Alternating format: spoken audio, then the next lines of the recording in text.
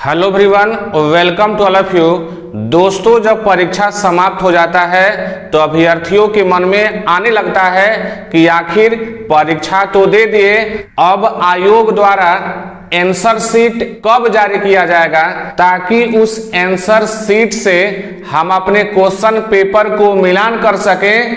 ऐसा करने से रिजल्ट आने से पहले ही यह पता चल जाता है कि हमारा सेफ स्कोर क्या रहने वाला है। इसी के संबंध में आयोग के वेबसाइट पर एक इंफॉर्मेशन जारी की गई है, एक लेटर जारी किया गया है। उस लेटर में कौन कौन सी बातें कही गई है, उन सारी बातों का जिक्र बिंदुवार इस वीडियो में करने वाले हैं। आइए शुरू करते हैं और देखते हैं वो कौन कौन सी बातें हैं। आइए अब शुरू करते हैं। यहां पर लिखा हुआ है आयोग के वेबसाइट। मैंने कहा कि अगर आप भी इस सूचना को पाना चाहते हैं, यहां से अपने क्वेश्चन पेपर को मिलाना चाहते हैं, तो आपको क्या करना पड़ेगा। तो सबसे पहले आयोग के वेबसाइट पर जाना पड़ेगा, यानी कि ये जो आप देख रहे हैं या किसी भी ब्राउजर से इसका उपयोग करके और आयोग के वेबसाइट पर जा सकते हैं और वहां पर जाने के बाद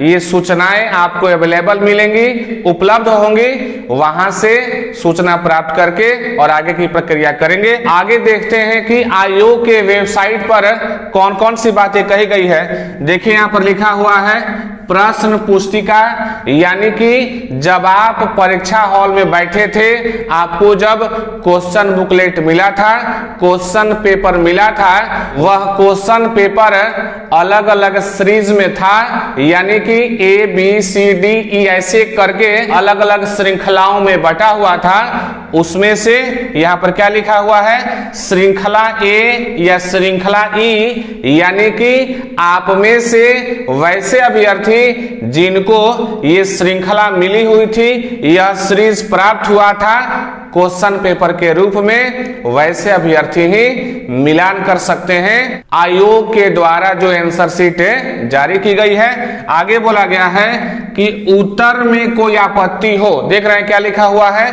उत्तर में कोई आपत्ति हो। इसका मतलब ये हुआ कि बहुत से अभ्यर्थी ऐसे भी होंगे जो आयोग के द्वारा उत्तर जो जारी किया गया है उस उत्तर से, उस आंसर से संतुष्ट नहीं होंगे, यानी कि उनको कुछ और सही लगेगा और आयोग के द्वारा कुछ और उत्तर बताया गया है। उसी का समाधान करने के लिए ये प्रक्रिया जारी की गई है। आगे देखिए क्या करना है। यदि आपको लगता है कि हम जो उत्तर टिक करके आए हैं वह सही है और आयोग द्वारा जो उत्तर जारी किया गया है वह गलत है, तो उस दशा में आप अपनी आपत्ति को आयोग के पास पहुंचा सकते हैं, आयोग के पास भेज सकते हैं, जिससे कि उस आपत्ति पर पुनर्विचार आयोग द्वारा किया जा सकता है, किया जाएगा।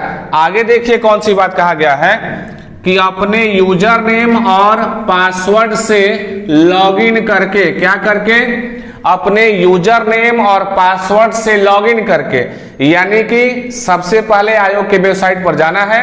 वहां पर आप अपने डैशबोर्ड में अपने यूजर नेम और पासवर्ड का प्रयोग करके लॉगिन करेंगे। लॉगिन करने के पश्चात वहां पर एक ऑप्शन आपको दिखाई देगा जिसमें कहा गया होगा कि आप अपनी आपत्ति दर्ज कर सकते हैं। उसके संबंध में कौन सी बात कही गई है, यहां पर बोला गया है कि दिनांक 5/9/2023 से 7/9/2023 तक अपनी आपत्ति प्रामाणिक स्रोत या साक्ष्य के साथ अपलोड कर सकते हैं। इसका मतलब ये हुआ कि अगर आपको लगता है कि हम सही उत्तर का चुनाव किए हैं लेकिन आयोग द्वारा गलत उत्तर बताया गया है, उस दशा में आप अपनी आपत्ति दर्ज कराएं, अपनी आपत्ति दर्ज करें। लेकिन इस संबंध में आयोग द्वारा कहा गया है कि आप अगर आपत्ति दर्ज करते हैं उस दशा में आपके पास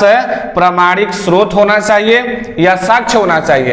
इसका मतलब ये हुआ कि आप किस आधार पर यह मान रहे हैं कि आपका उत्तर सही है और आयोग द्वारा जारी किया गया उत्तर गलत है। इस प्रकार का कोई भी प्रमाण, कोई भी साक्ष्य अगर आपके पास उपलब्ध है तो आप क्या करेंगे, आयोग के वेबसाइट पर इसको दर्ज करेंगे, अपलोड करेंगे।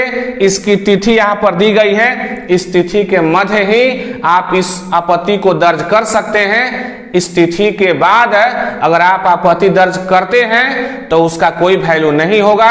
साथ में कहा गया है कि अगर कोई अभ्यर्थी ये चाहते हैं कि हम प्रमाण के साथ यह आपत्ति दर्ज करेंगे लेकिन हम आयोग के वेबसाइट पर नहीं करेंगे बल्कि स्पीड पोस्ट या दूसरे माध्यम से अपनी आपत्ति को दर्ज कराएंगे, आयोग में पहुंचाएंगे अपनी बातें, तो इस तरह से कोई फायदा नहीं होने वाला है। इस तरह से आपकी बातें नहीं सुनी जा सकती है, ये बातें इस लेटर में कहा गया है। तो ये थी कुछ महत्वपूर्ण जानकारी जो आयोग के वेबसाइट पर जारी की गई थी। अगर आप भी अपनी आपत्ति दर्ज कराना चाहते हैं तो अविलंब इस तिथि के मध्य ही इस प्रक्रिया के माध्यम से अपनी आपत्ति को साक्ष्य यानी प्रमाण के साथ आयोग के पास पहुंचा सकते हैं। तो अब आपसे मिलते हैं अगले वीडियो में फिर एक नए और अच्छे टॉपिक के साथ जो आपको कहीं ना कहीं